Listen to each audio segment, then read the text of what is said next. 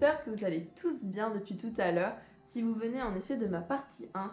Sinon, bienvenue dans cette vidéo Miss France, où je retrace toute mon aventure à Miss Île-de-France 2020. Je vous invite, si vous êtes intéressé par le sujet, à regarder tout de même la partie 1 où je réponds déjà à de nombreuses interrogations. Ici, je vais donc poursuivre où je m'en étais arrêtée, et nous allons parler des élections régionales, de l'après, de Miss France en général, du concours, afin de vraiment vous éclairer au maximum et de répondre à toutes vos interrogations et toutes les zones d'ombre de Miss France pour que, pourquoi pas, vous puissiez devenir notre prochaine Miss France. Allez, c'est parti pour la partie 2.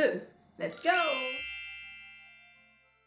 J'ai pu continuer avec plaisir l'aventure Miss Île-de-France et 2 jours après notre élection, nous avions donc rendez-vous à Damary-les-Lys.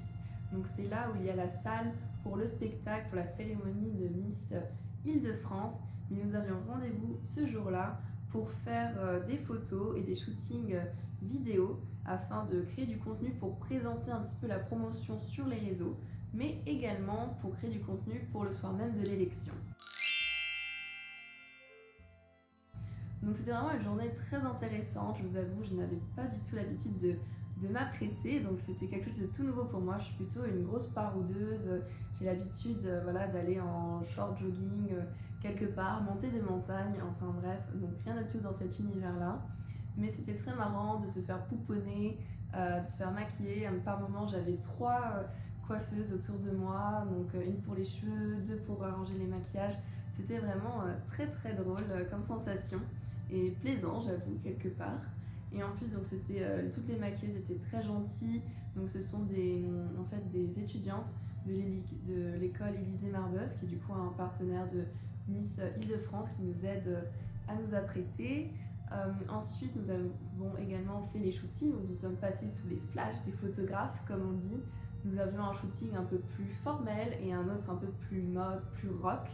Donc certaines des tenues étaient préparées et fournies par le comité, mais pour d'autres, on avait quand même dû en ramener en fonction d'un certain mood board. J'avoue que je n'avais trop rien dans mes placards et que j'ai dû faire du shopping juste avant afin d'arriver avec un peu ce qui était demandé et ne pas paraître trop à côté de la plaque. donc j'ai ramené tout ce qu'il fallait. Et on a fait le shooting, donc c'était très agréable. Et puis également, c'est l'occasion de rencontrer toutes les candidates qui vont participer comme vous au spectacle et à l'élection Miss Île-de-France. Bon, j'avoue, ça peut être un peu intimidant car on se ziote un peu toutes, elles sont toutes très jolies. Et voilà. Mais après, il ne faut pas non plus vous remettre en question ou quoi, car si vous êtes là, c'est que vous avez tout le potentiel de réussir et de devenir la prochaine Miss Île-de-France. Donc, ne vous sous-estimez pas et au contraire, profitez au maximum de cette expérience. Vous pouvez également vous poser des questions, comment ça se passe un petit peu avec les filles par rapport à la concurrence, des coups bas, des choses comme ça. Alors, il faut savoir que quand même, l'élection Miss France est individuelle, mais c'est l'esprit de groupe qui règne. Donc, ils veulent au contraire qu'il y ait une bonne entente dans la promotion, que les choses se passent bien. Bon, bien entendu, nous restons des humains avant tout.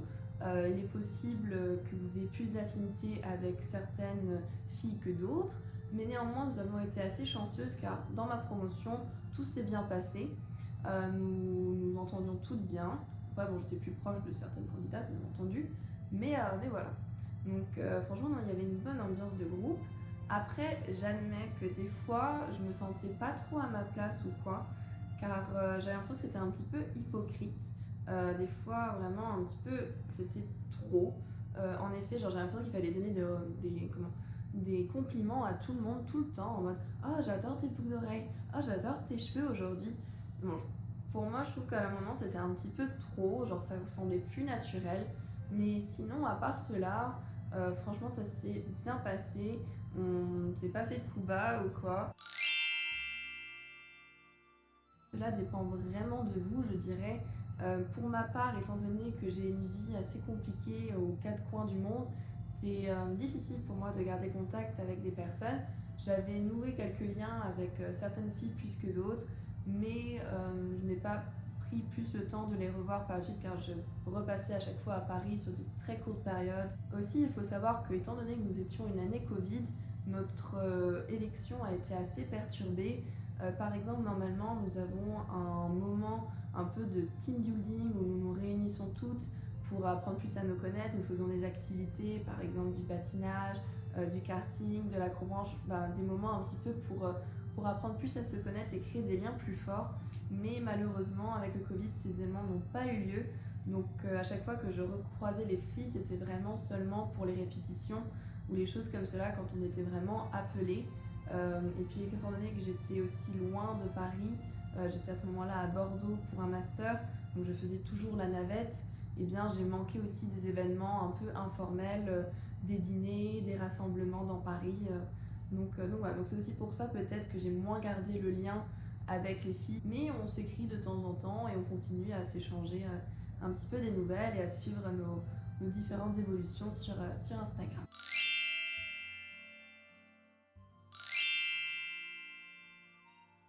Après cette journée un petit peu de shooting photo, vient le moment de l'été où le comité vous laisse entre guillemets en pause.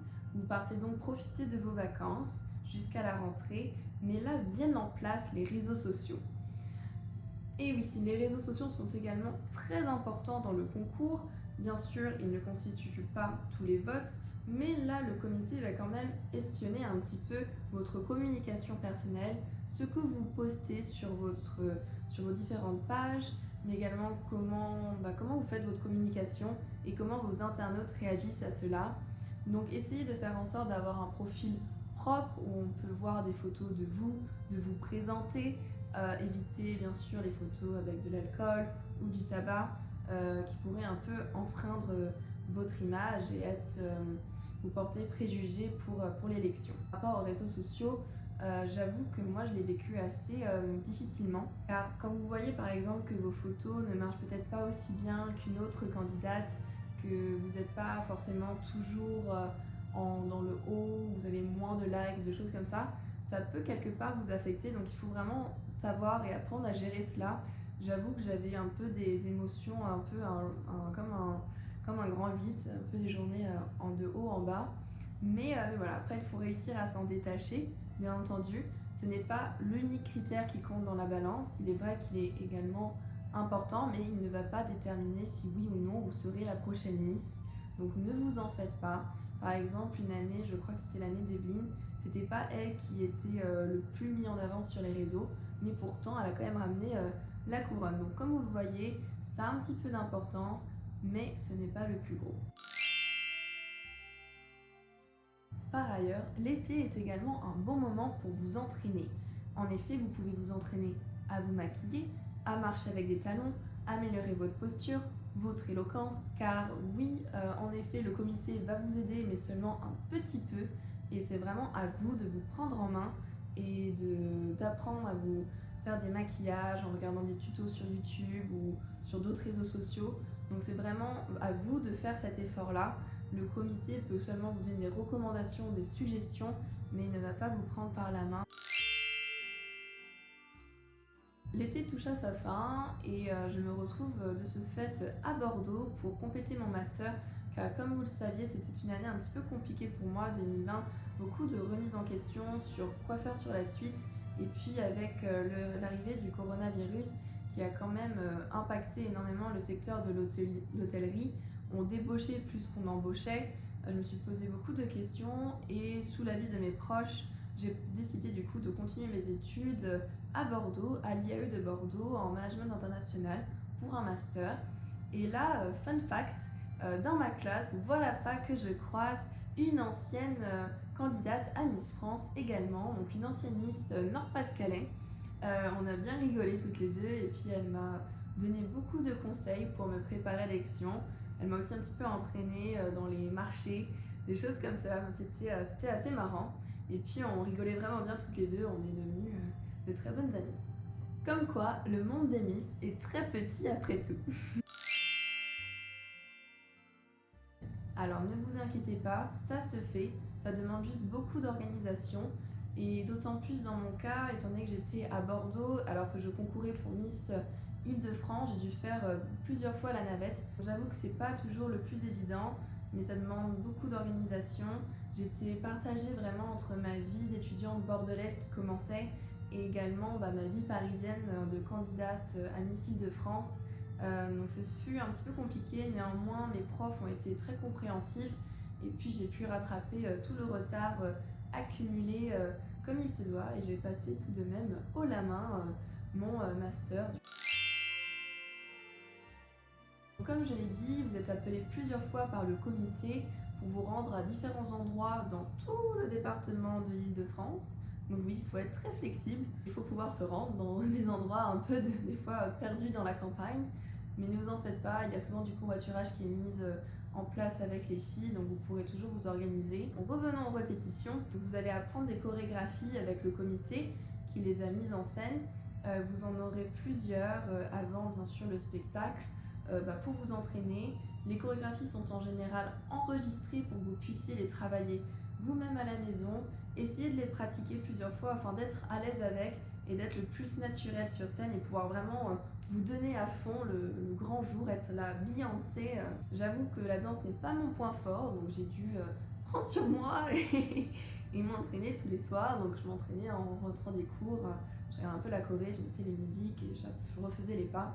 Donc voilà, donc je donnais mon maximum comme je pouvais. Mais il faut également savoir que les journées des répétitions sont assez intenses. Elles débutent souvent en général très tôt le matin et finissent très tard le soir. Mais quelque part, ça vous prépare également à si vous êtes plus tard la Miss France et au mois de préparation qui est également très intense. Donc ça vous permet un peu de vous mettre en jambe si vous voulez. Et puis il faut toujours rester souriante, pétillante, bien entendu. Mais c'est très intéressant et également donc on a souvent un gros week-end de répétition une semaine avant le spectacle et également un nouveau donc la veille avant le spectacle nous avons également toute une grande journée et là le comité avait organisé une nuit où nous pouvons dormir tous ensemble et également prendre un repas tous ensemble dans un restaurant dans les alentours de Damary-les-Lys et c'était un moyen aussi de se rapprocher avec les autres candidates. Puis arrive le grand jour J. Donc en coulisses, je me rappelle, c'était un peu l'ébullition. Tout le monde allait courir à droite à gauche. C'est un petit peu toujours comme ça quand on organise des événements. Les filles étaient beaucoup sur leur téléphone pour essayer justement de motiver les troupes car nous avions cette année le vote SMS qui avait été mis en place comme à Miss France pour élire du coup les 8 finalistes. On a fait du coup une première répétition le matin avec les tenues. Puis après, nous avons été envoyés pour manger, pendant que différents groupes faisaient les coiffures, d'autres s'habillaient, d'autres faisaient le maquillage, donc ça tournait. Mais c'était très intéressant. On a également eu un petit speech de Miss France pour nous pump it up avant le grand spectacle. Mais c'était une journée très intéressante qui est passée à une vitesse grand V. Parlons justement un petit peu du stress. Donc pour ma part, j'ai eu beaucoup de chance, je n'étais pas si stressée que ça, car au travers de mes études hôtelières, j'ai eu déjà connu des moments stressants, beaucoup plus stressants que Miss France. Mais après, comme je dis, ça dépend vraiment de chacune et de son vécu, de son passé. Je vais vous faire également une petite confidence, pourquoi je n'étais aussi pas trop stressée. Souvent, il y a, je ne sais pas si vous avez ça, mais un peu votre voix intérieure qui vous donne des fois des pressentiments, si ça va être vous ou pas. Et quand je me suis réveillée du coup le matin même de l'élection, j'ai pas senti que j'allais gagner ou quoi que ce soit qui ma vie allait changer. Au contraire, j'ai plutôt rien ressenti. Donc je savais déjà plus ou moins que ça n'allait pas être moi ce soir. Donc aussi ça m'a beaucoup quelque part détendue. Je me disais que voilà, il fallait vraiment que je profite au maximum, que c'était le dernier soir. Donc ça aussi m'a permis peut-être de prendre plus de recul par rapport à l'élection. Mais je ne sais pas si vous voyez vraiment de quoi je parle, c'est vraiment cette petite voix intérieure qui des fois vous dit quoi faire, ne pas faire. Je sais que je l'avais ressenti justement le jour de l'élection départementale, que j'avais à recevoir quelque chose. Mais là, je n'avais pas cette petite voix. Vient alors le moment de rentrer en scène. Ça y est, le show démarre. C'est à vous de jouer. Donc franchement, prenez du plaisir sur scène. Ça ne dure pas longtemps. Les passages sont rapides. Vous connaissez les chorés. Amusez-vous. soyez la Beyoncé, ayez un énorme sourire, prenez du plaisir avant tout, lâchez-vous. Franchement, des fois j'adore être sur scène, il me faut quand même un petit temps d'adaptation, j'admets, mais prenez-en du plaisir car c'est des expériences c'est pas tous les 4 matins que vous allez faire un catwalk pour Miss France. Donc franchement, amusez-vous, profitez. Et si vous voulez savoir quelque chose qui m'est arrivé, donc le jour même de l'élection, quand je faisais mes passages et que j'allais sur le promontoire, eh bien, très bizarrement, je ne sais pas pourquoi, je n'entendais plus rien. Du coup, je n'entendais pas si les gens criaient ou quoi. Non, j'étais dans une sorte de bulle. Donc, c'était assez bizarre comme sensation. Donc, je me dis, bon, bah, personne aime ma performance. Bon, bah, tant pis, c'est pas grave. Bon, je garde quand même la face, hein, vous savez. Je me mets sur le promontoire, je fais ma petite pause, je reste 5 secondes, je souris, et puis je repars comme un petit peu ma copine m'avait montré. C'était assez étonnant, mais franchement, voilà, prenez du plaisir. C'est parti, on peut l'applaudir. Candidate numéro 16. Bonsoir à vous. Bonsoir mesdames, bonsoir messieurs, bonsoir Damary Lélis.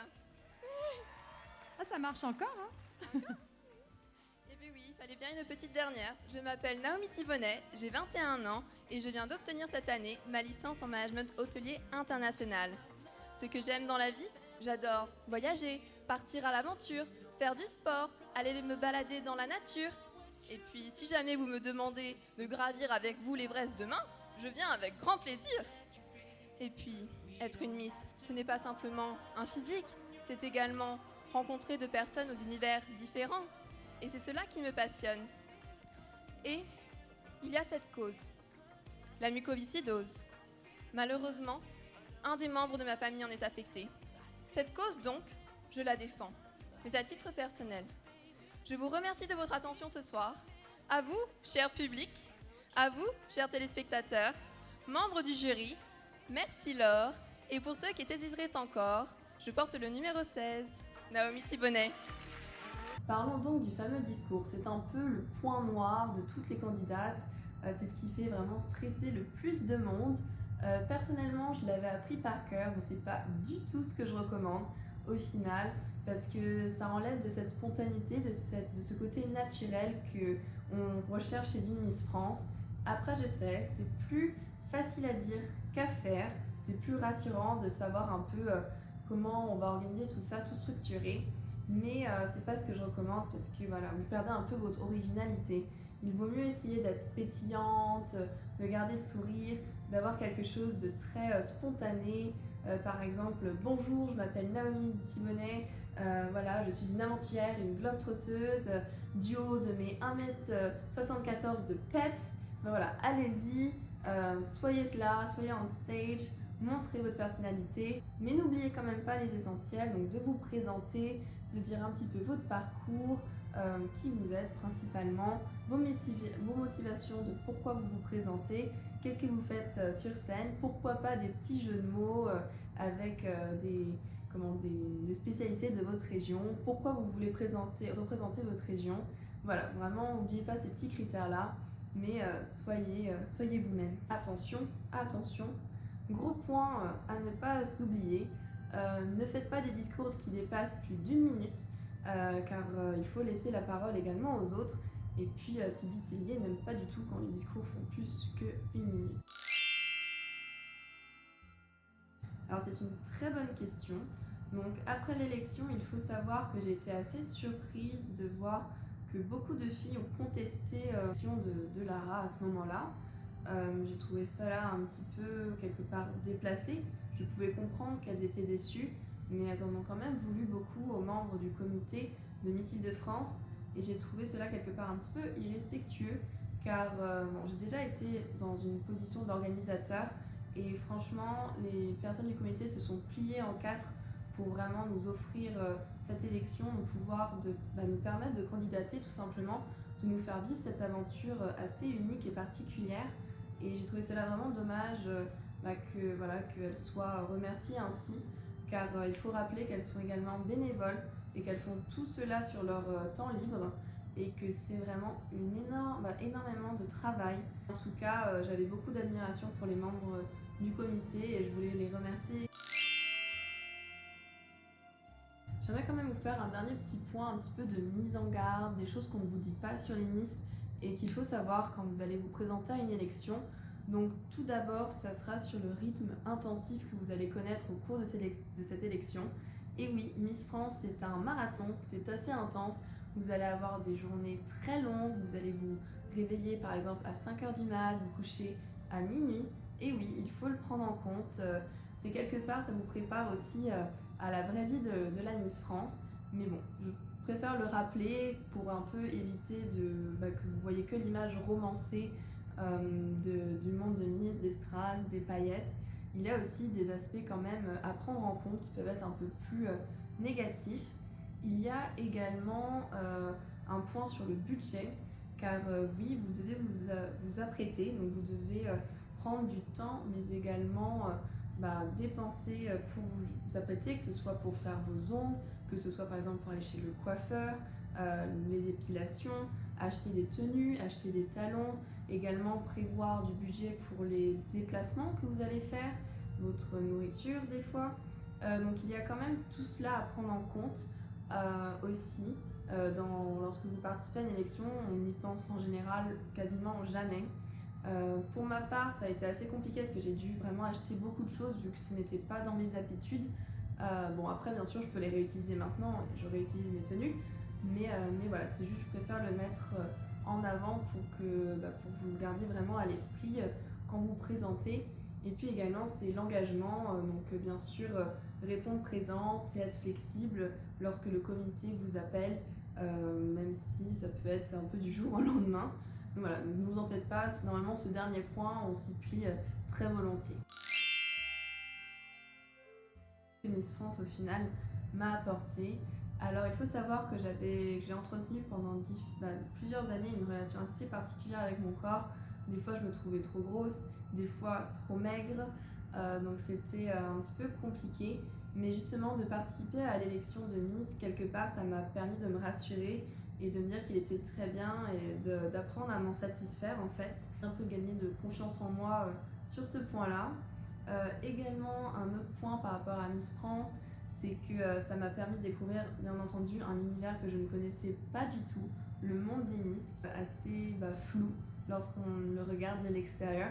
Et j'ai vraiment apprécié de voir vraiment le parcours qu'une candidate pouvait vivre, les hauts comme les bas, avant d'arriver sur la scène de Miss France. Donc je trouvais ça là très intéressant et enrichissant. Et également, ça m'a tout de même fait plaisir de vivre cette expérience. J'en retire une belle aventure. Je ne suis pas sûre cependant de me représenter et puis là j'arrive dans ma dernière année pour pouvoir le faire. Et comme vous le voyez, j'ai plein d'autres projets en tête. Je suis actuellement au Canada, donc ça va être très compliqué pour moi de me représenter. Et aussi un autre petit truc que je voulais vous dire, quand vous vous présentez à une élection, souvent ils vous conseillent de regarder un petit peu quelle élection serait peut-être plus facile à gagner. Bon, bien sûr, il faut toujours avoir l'adresse dans cette région, mais si vous êtes très attentif à l'univers des Miss, vous verrez qu'il y a des régions plus faciles que d'autres, entre guillemets. Ne vous inquiétez pas les filles, si au final l'élection ne marche pas, vous pouvez toujours retenter si vous le désirez. Et puis il y a encore plein d'autres projets, plein d'autres aventures à vivre et il ne faut pas vous arrêter à cela. Franchement, c'est le plus important, la vie est belle et continuez à croire en vos rêves et à continuer d'écrire votre chemin, votre destin et vous verrez, vous aurez plein d'autres belles choses à découvrir. Et c'est pour ça que je n'ai qu'un mot à dire, foncez, n'hésitez pas, allez-y, ça vous apprendra que des belles choses, ça vous fera grandir et ça vous permettra aussi de sortir de vos zones de confort. Voilà, sur ce, je vais vous laisser. Ça m'a fait plaisir de raconter mon expérience avec vous. N'hésitez pas, si vous avez des questions, à me contacter sur les réseaux sociaux. Je me ferai plaisir de vous aider. Et puis j'espère vous voir prochainement à Miss France. Allez, des bisous, bisous, bisous!